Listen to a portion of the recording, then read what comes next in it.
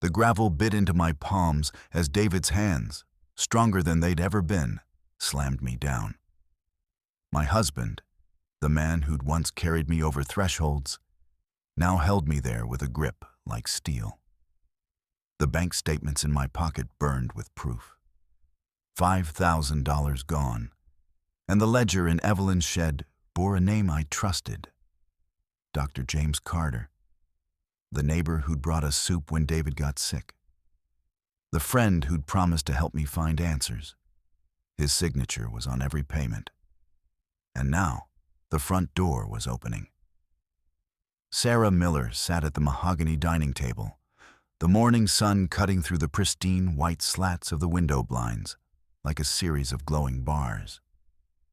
The air in the Columbus townhouse smelled of expensive lemon wax and the bitter, dark roast of the coffee steaming in her mug. She didn't drink. Instead, she watched the glowing screen of her laptop, her fingers hovering over the keys with a predator's stillness. Sarah lived her life by the numbers, a habit born from a childhood where promises were as thin as tissue paper. Every Sunday night, she reviewed her audit, a spreadsheet of every apology, every missed appointment, and every financial variance in her life. Timestamp, 8:14, variance detected. Sarah's thumb traced the edge of the table as she stared at the digital ledger of her joint bank account with David. $5,000. The sum hadn't just vanished, it had been pulled out in small, jagged increments over the last 14 days. Withdrawals made at tellers, never at machines. No digital trail, just the steady hemorrhaging of their savings. "David?" she said, her voice clipped and precise. "Record check. I need a source for the $5,000 deficit in the primary liquid account." Across the table, David Miller didn't move. He sat with his spine curved like a question mark, his gaze fixed on a single crumb on his plate. His skin looked like parchment, pale and slightly translucent, and a thin bead of sweat rolled down his temple despite the air conditioning humming at a steady 68 degrees. David didn't answer. Instead, he began to hum. It was a low, vibrating sound that seemed to come from the back of his throat rather than his lungs. It was a distorted, slowed-down version of "Twinkle, Twinkle, Little Star." The melody was broken, the notes sliding into a minor key that made the hair on Sarah's arm stand up. "Status check, David," Sarah said, her voice rising a fraction in pitch. "You are deviating from the communication protocol. Look at me." David's head turned with the slow, mechanical grind of an old machine. His eyes were wide, the pupils blown out until the blue of his irises was a mere sliver of color. He mirrored her posture, shifting his shoulders until they were square, but the movement was an empty echo. "Look at me. Look at me," David whispered, his voice a flat imitation of hers. He didn't explain the money.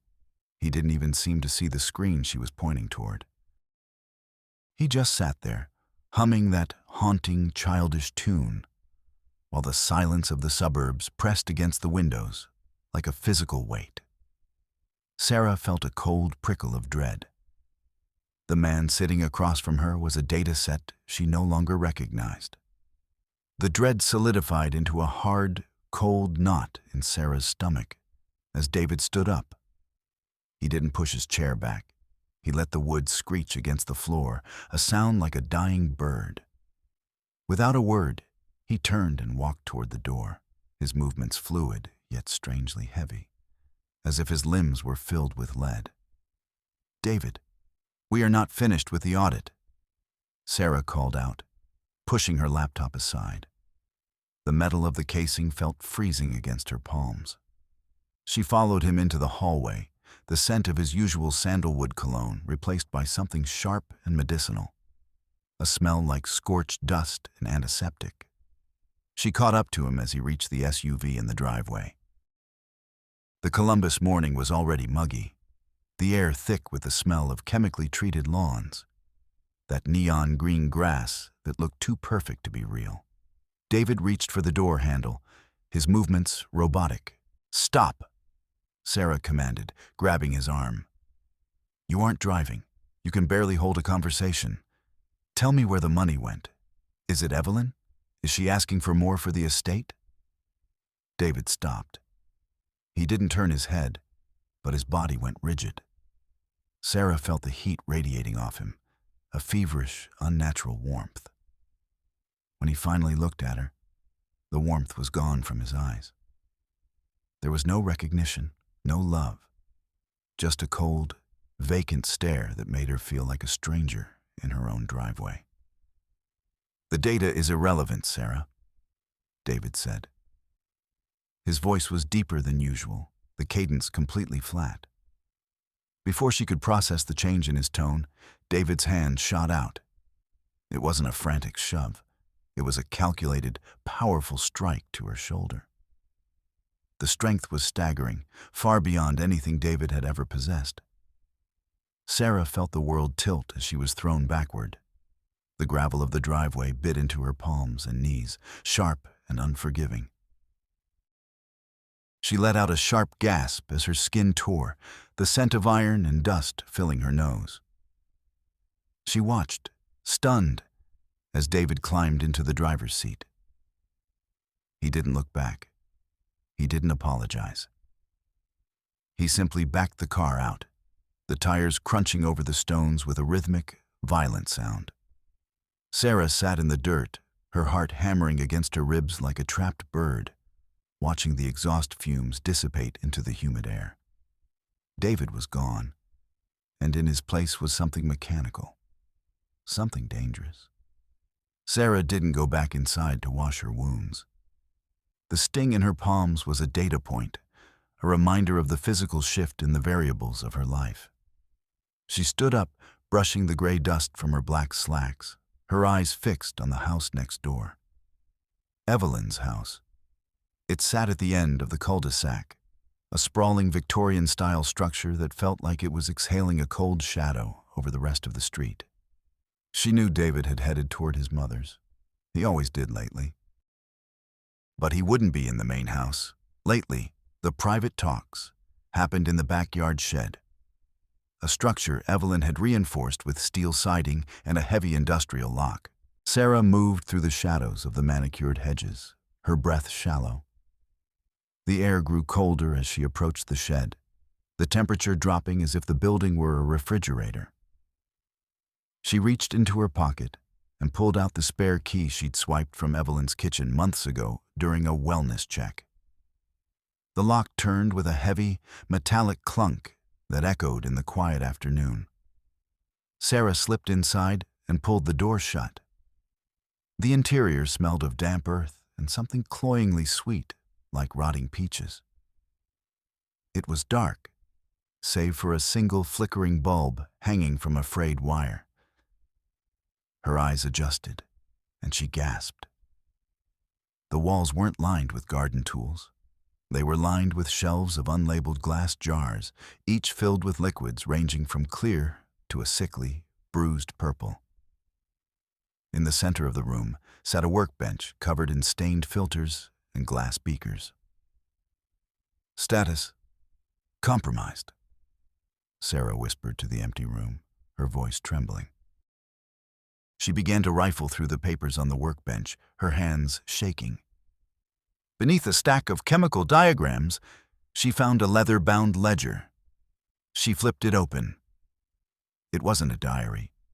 It was a logbook of distributions, dates, dosages, and prices. The names were coded, but the handwriting was unmistakable in its clinical precision. This wasn't just a hobby. It was a factory, a secret apothecary dedicated to something Sarah couldn't yet name. But the ledger confirmed the $5,000 withdrawals. They were payments for reductions. Sarah's fingers traced the columns of numbers in the ledger, her mind racing to categorize the information. The dates of the payments aligned perfectly with the days David's personality had begun to fray. The days he started humming, the days his eyes lost their focus. She felt a surge of cold triumph. She had the data. She had the proof of a conspiracy blooming in the heart of the suburbs. But as she reached the bottom of the most recent page, the triumph turned to ice. She expected to see Evelyn's elegant, looping signature at the bottom of the payment authorizations. Instead, the ink was heavy and jagged. The name written in the financier column wasn't Miller, Dr. James Carter. Sarah's breath hitched. James was their neighbor. He was the man who had sat at their Thanksgiving table, the friendly doctor who had held Sarah's hand when David had his first fainting spell, and told her it was just stress. He was the one who had been prescribing the vitamins David took every morning. A floorboard creaked outside the shed. Sarah froze, the ledger pressed against her chest. Through a small crack in the shed's wooden siding, she saw a figure moving across the lawn. It was James. He wasn't wearing his white lab coat. He was in a dark windbreaker, his face set in a grim, determined mask. He walked with a slight limp, his lips moving as if he were counting. 1, 2, 3. The sound of his voice, muffled by the walls, sent a jiver of terror down Sarah's spine. He wasn't just a neighbor.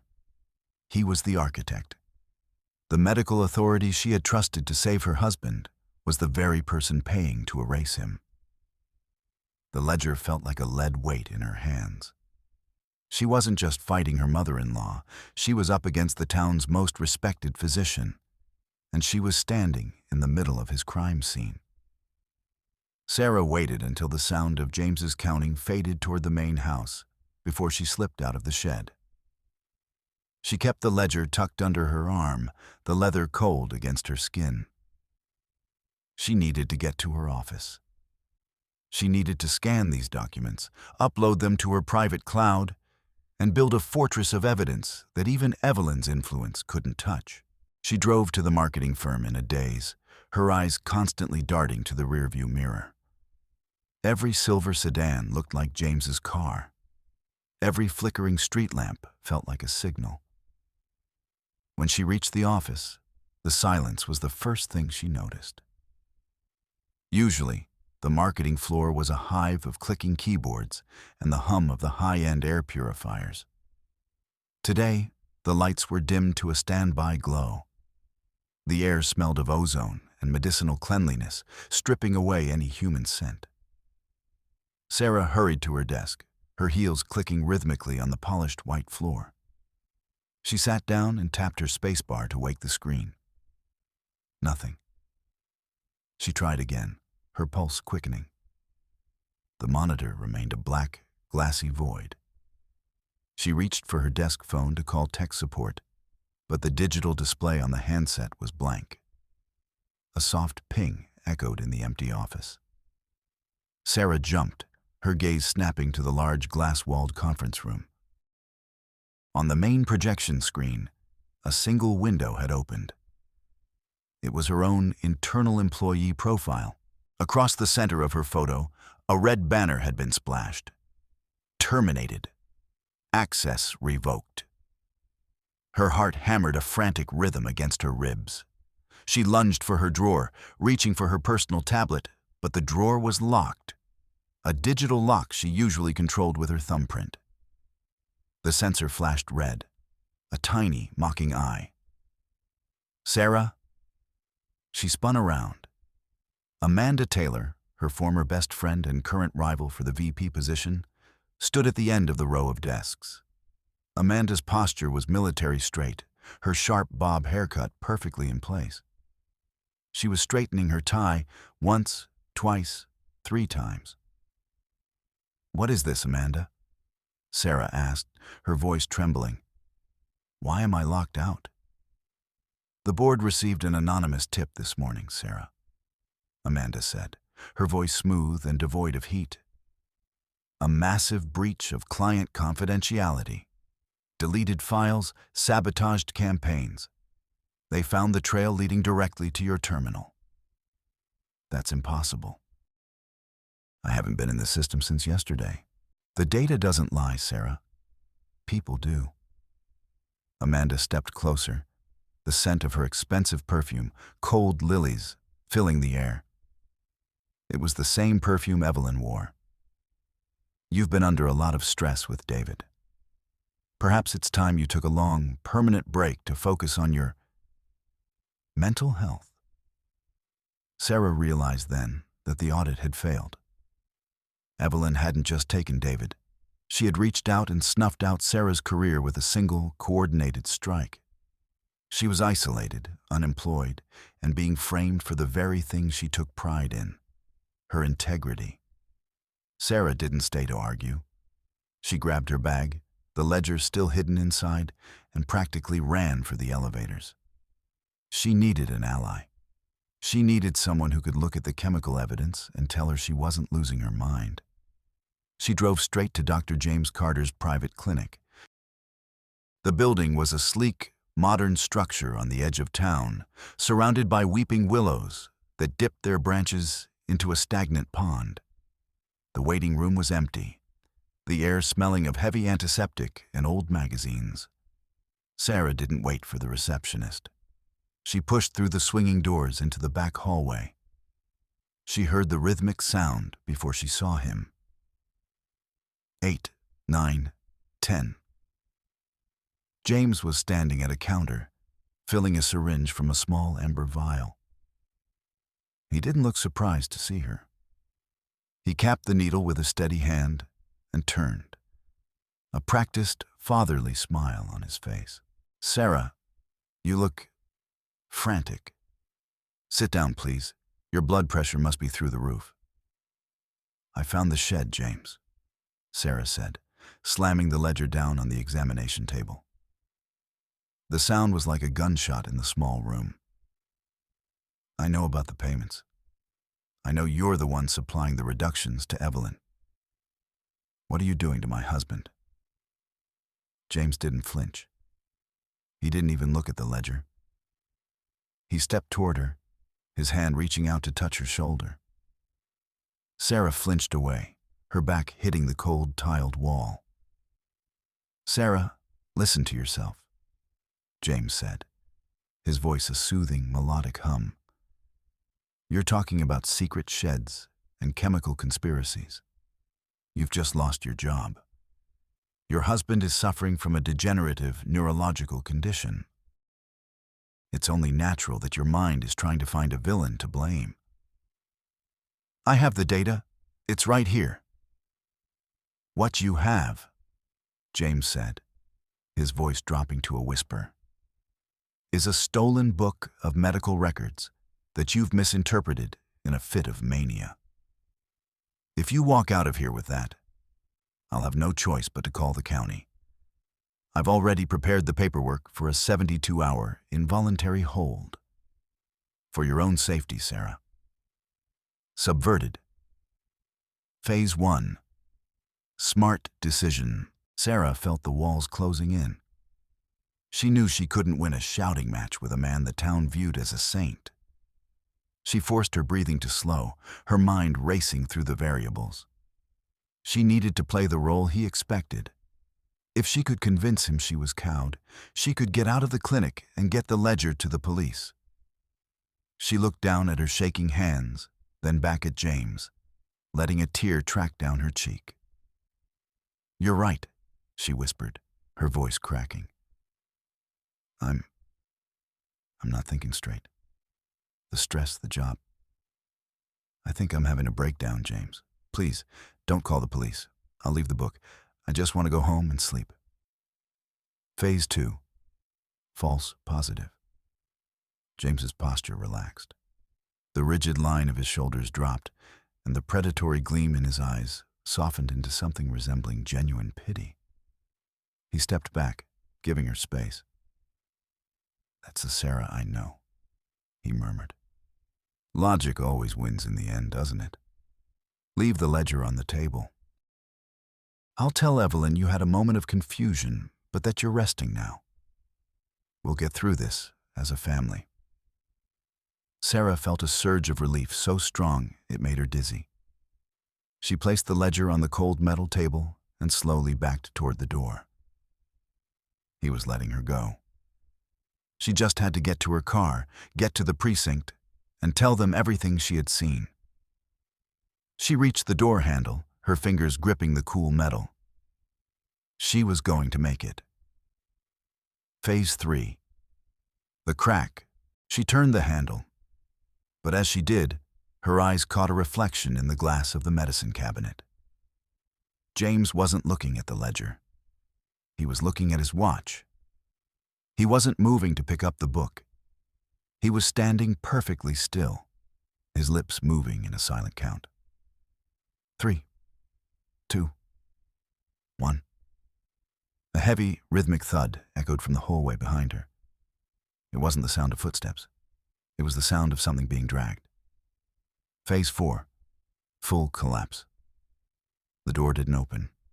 It was shoved from the other side, slamming Sarah back against the wall. 2 men in gray security uniforms, men she recognized as Evelyn's private estate guards, stepped into the room. "She was never going to leave with the book, James," a voice said from the hallway. Evelyn Miller stepped into the clinic, her silk dress rustling like a nest of snakes. She held a silver box in her hand, her thumb rubbing a sugar packet with a rhythmic, crunching sound. "You thought you were being clever, Sarah," Evelyn said, her voice a cold melody. "Playing the victim. But James already called the precinct 10 minutes ago. Not to report a breakdown, but to report a theft and an assault." James stepped forward, and to Sarah's horror, he picked up a heavy glass paperweight and slammed it into his own forehead. Blood began to bloom across his brow, dripping into his salt and pepper beard. "She attacked me," James said, his voice now frantic, breathless. "She came in here raving about the ledger, hit me, and tried to steal controlled substances." "The police are already in the parking lot, dear." Evelyn smiled, her eyes unblinking.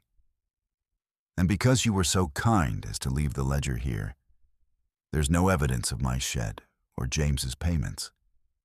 Just a woman who lost her job and finally snapped."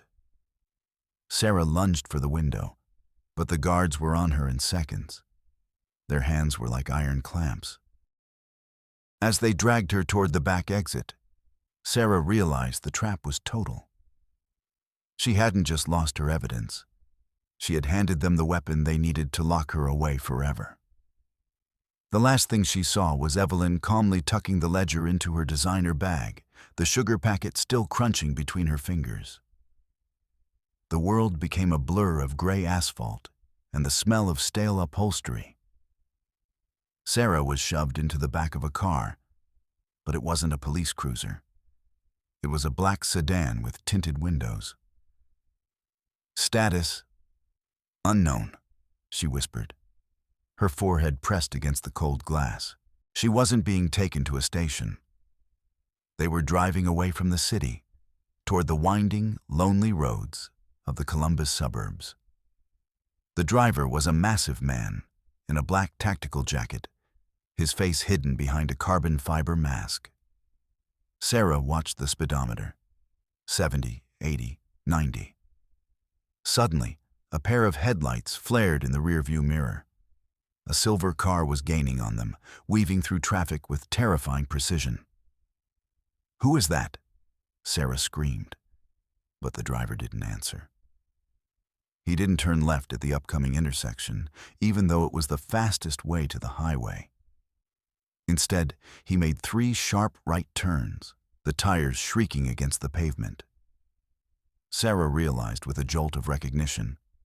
This was Christopher Evans, the mercenary her father had once warned her about, the man who refused to turn left. The chase was a symphony of violence. The silver car rammed into their bumper, a sound like a sledgehammer hitting a gong.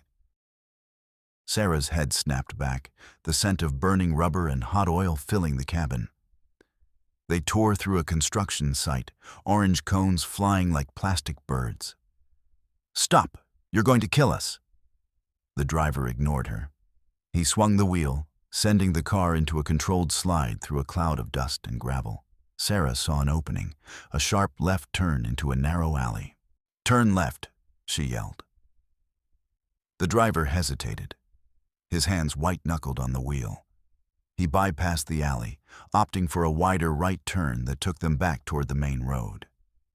That hesitation was all the pursuer needed. The silver car slammed into their side, the impact shattering the passenger window. Glass sprayed across the interior like diamond dust. The sedan spun, the world becoming a dizzying whirl of trees and sky. They came to a halt in a ditch, the engine hissing and a single headlight flickering rhythmically. The driver was slumped over the wheel, blood trickling from under his mask.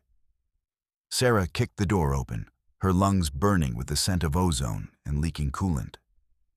She scrambled out into the tall, dry grass of a vacant lot. The silver car was idling 20 feet away. The door opened, and a man stepped out. It wasn't a cop. It was Robert Smith, the disgraced chemist from the Ledger.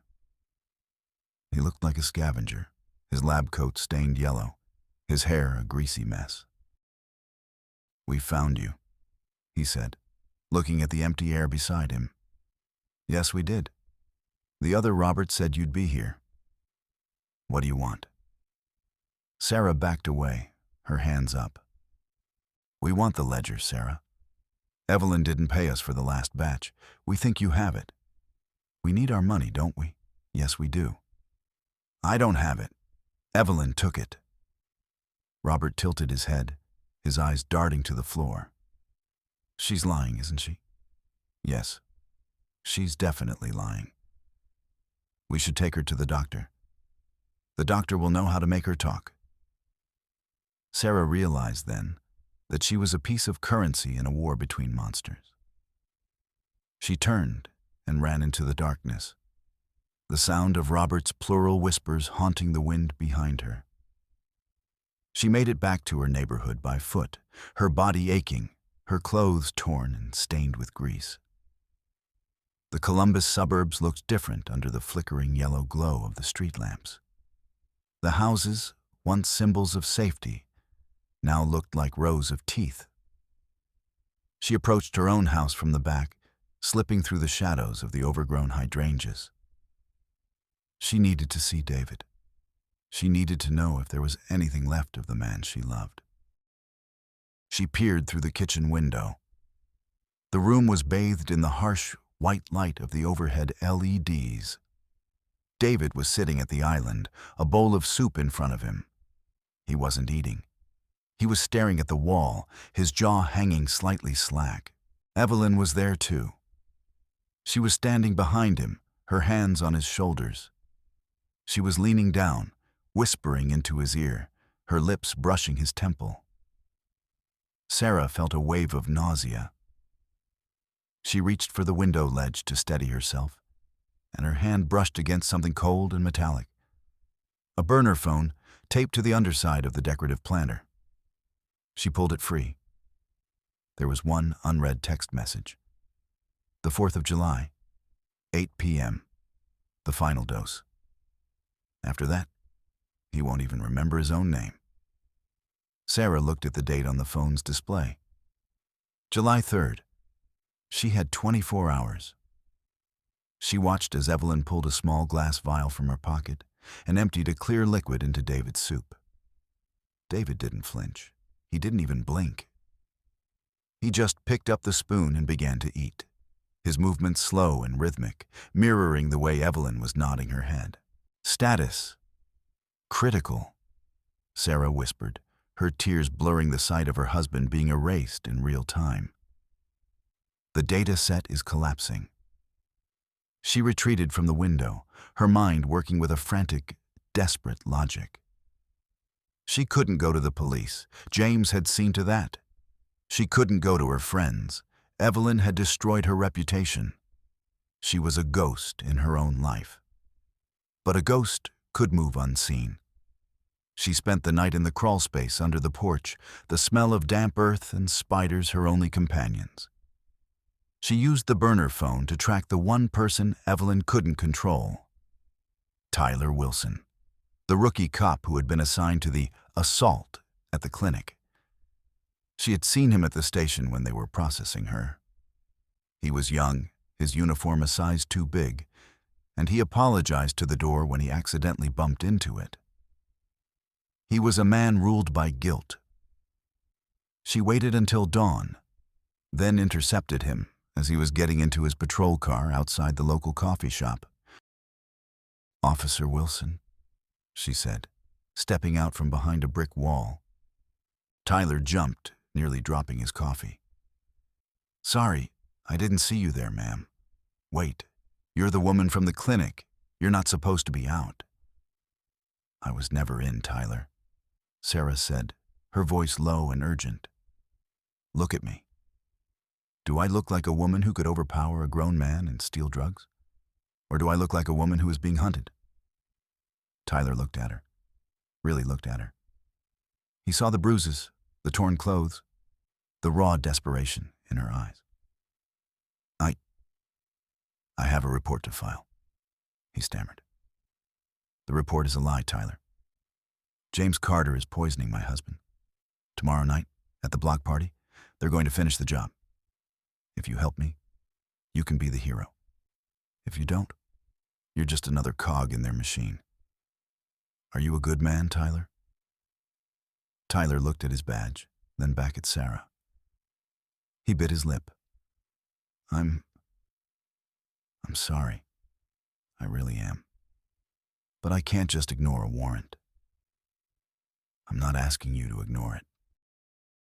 I'm asking you to look at the data." She handed him the burner phone.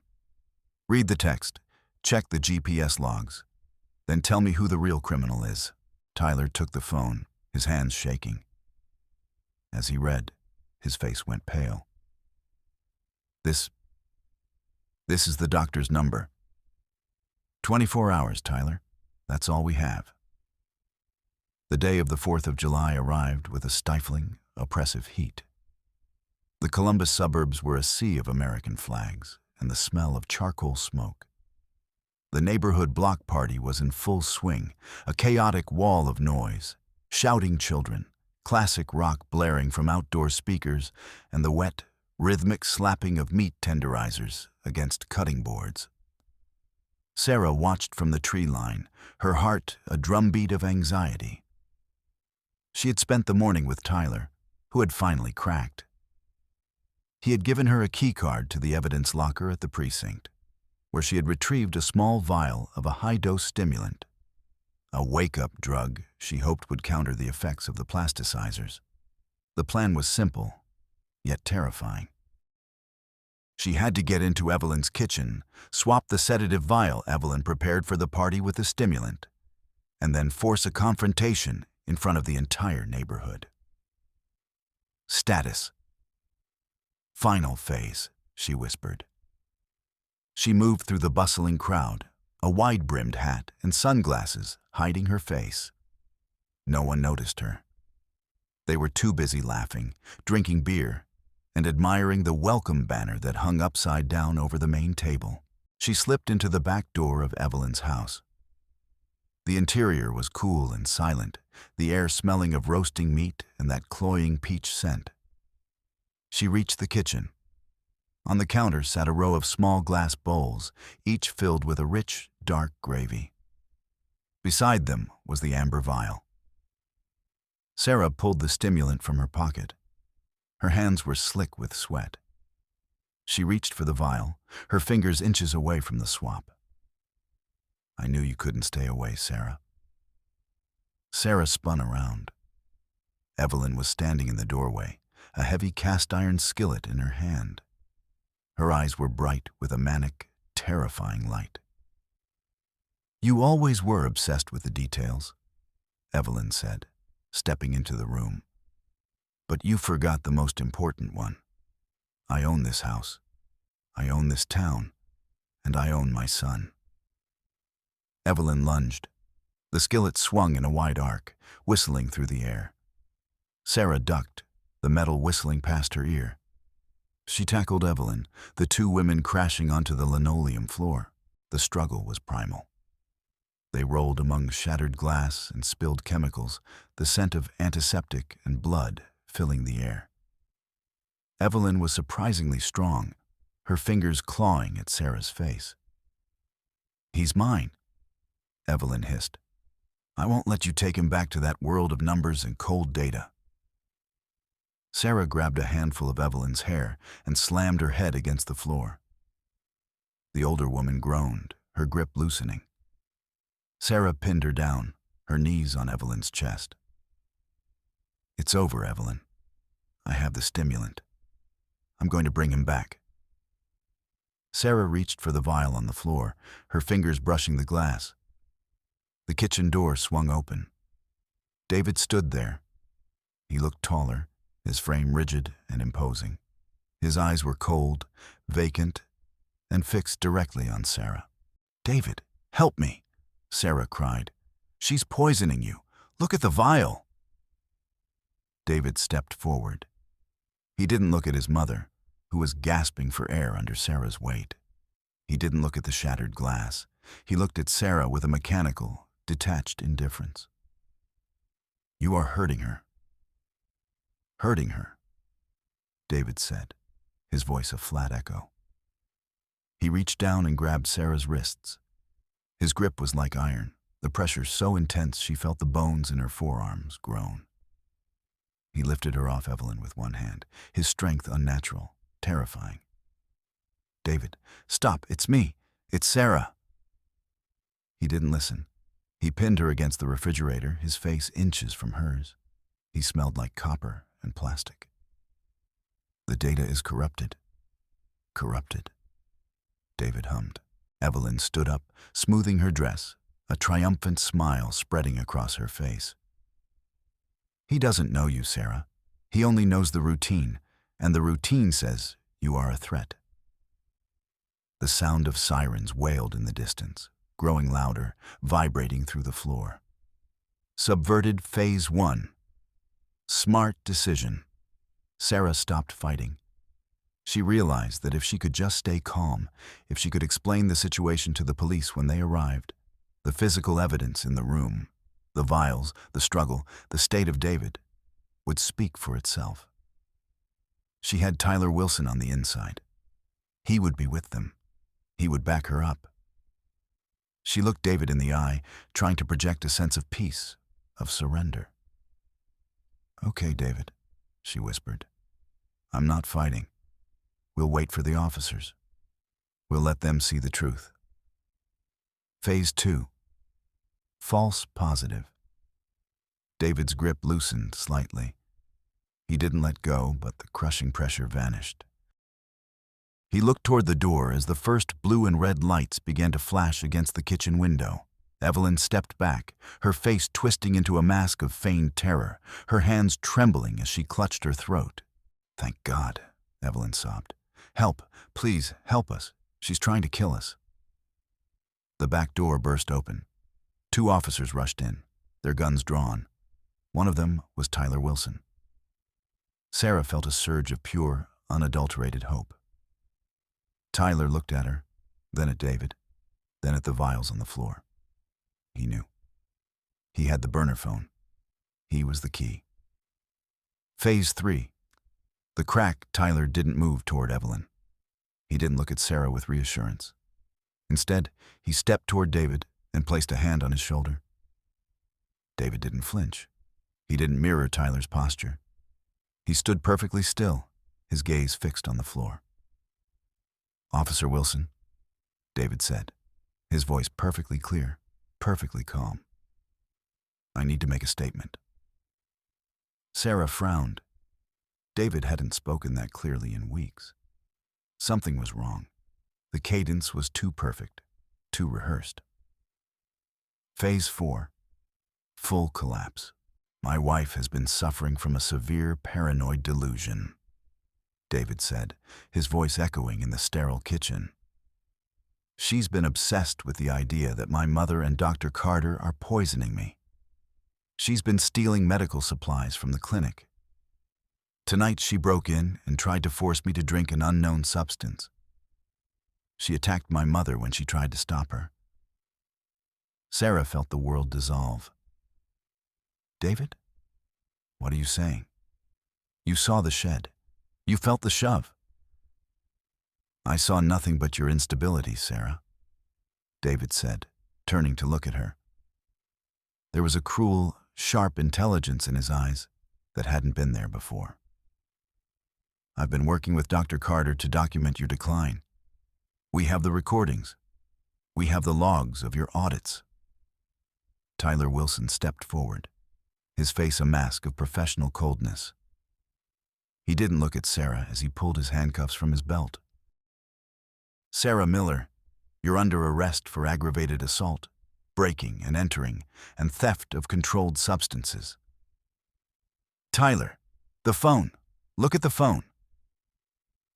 The phone you gave me was reported stolen by Dr. Carter 3 days ago, Tyler said, his voice devoid of the stutter, the apologies. It's been wiped, Sarah. There's nothing on it but your own fingerprints. Sarah realized with a sickening jolt that the entire alliance with Tyler had been a setup. Evelyn hadn't just brainwashed David. She had corrupted the only person Sarah thought she could trust. The stimulant she had retrieved was likely just more of the plasticizer. As the steel cuffs bit into her wrists, Sarah looked at David. He wasn't a victim anymore. He was a weapon. He leaned down and kissed Evelyn's cheek, then turned to the officers. Take her away, David said. She's a non-quantifiable variable. We don't need her in the data set anymore. Sarah was led out through the block party, the neighbors watching in a horrified, judgmental silence.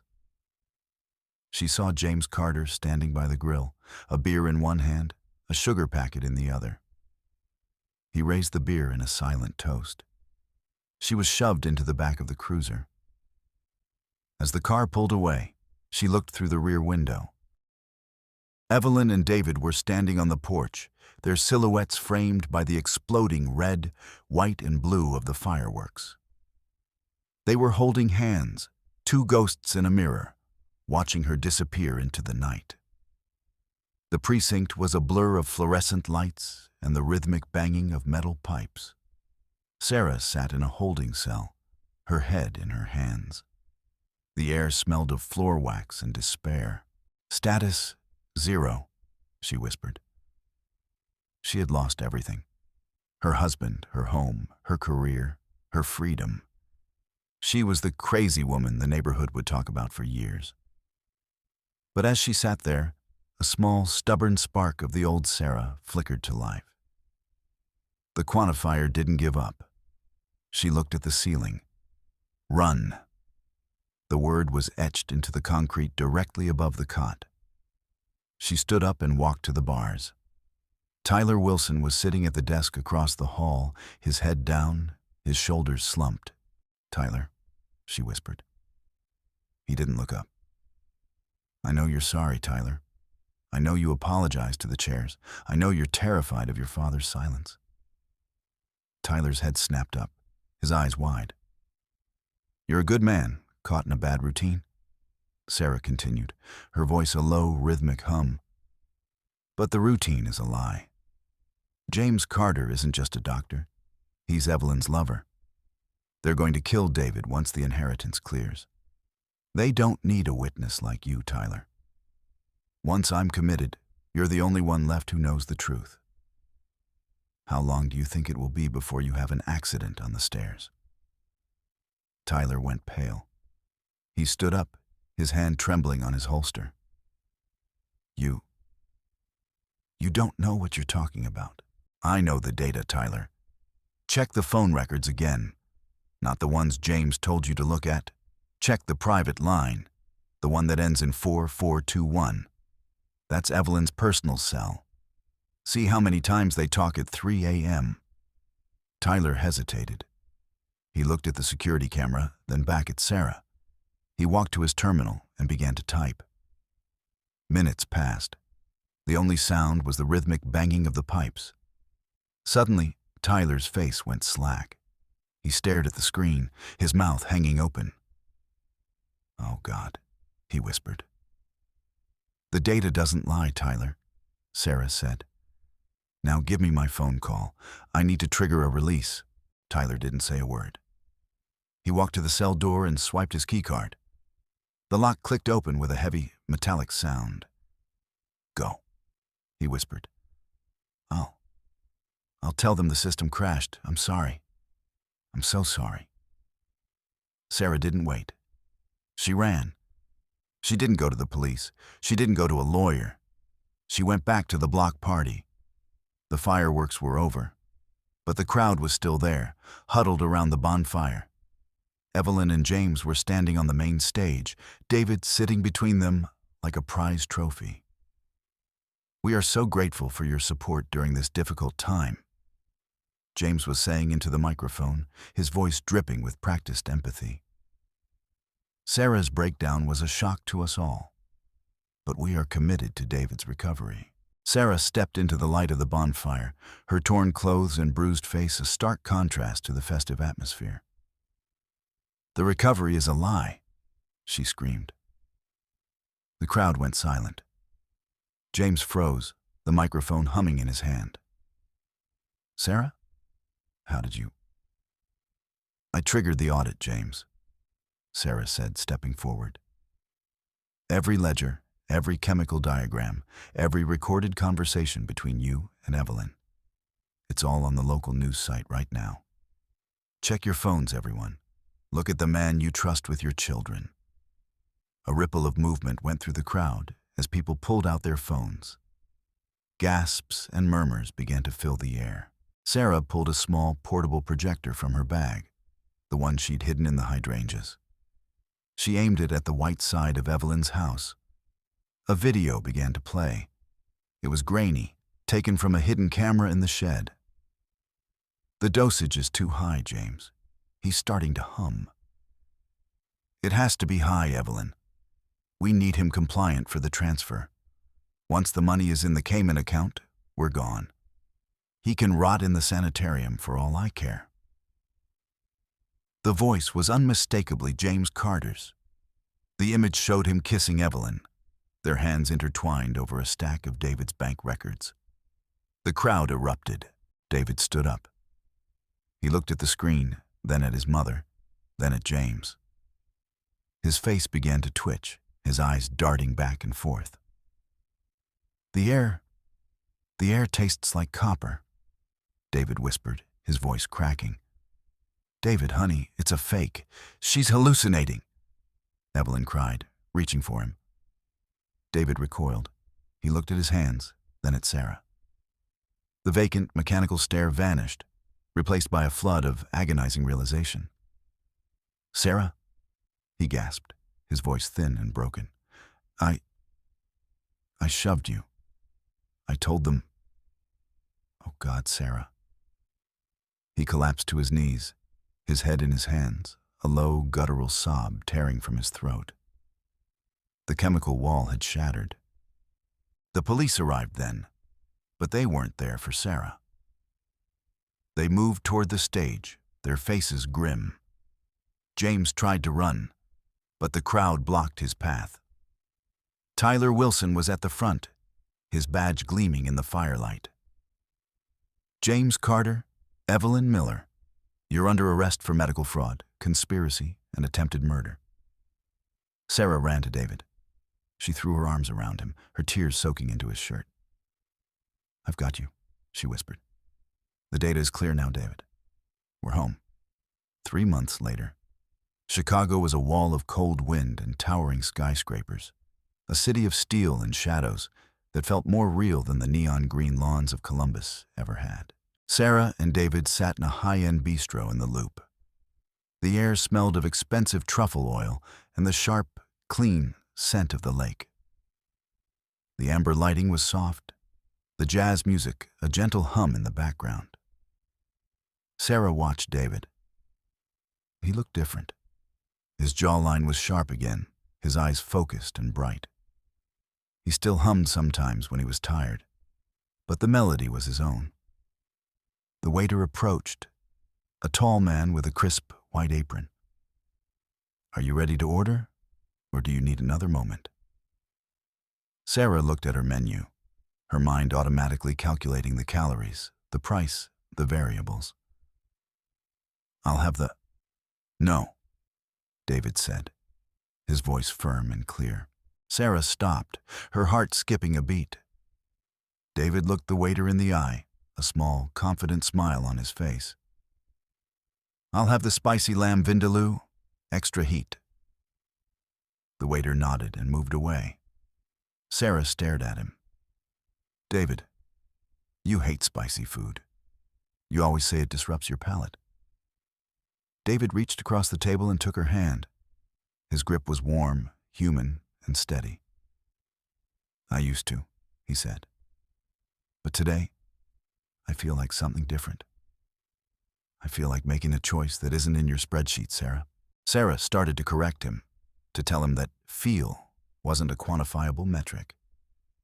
But then she looked at his eyes, really looked at them.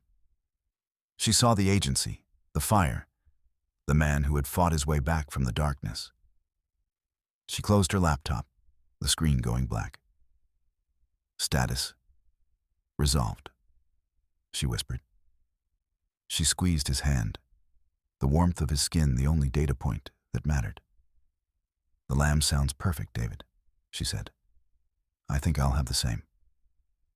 Outside, the Chicago wind howled against the glass, but inside the silence was finally, beautifully their own.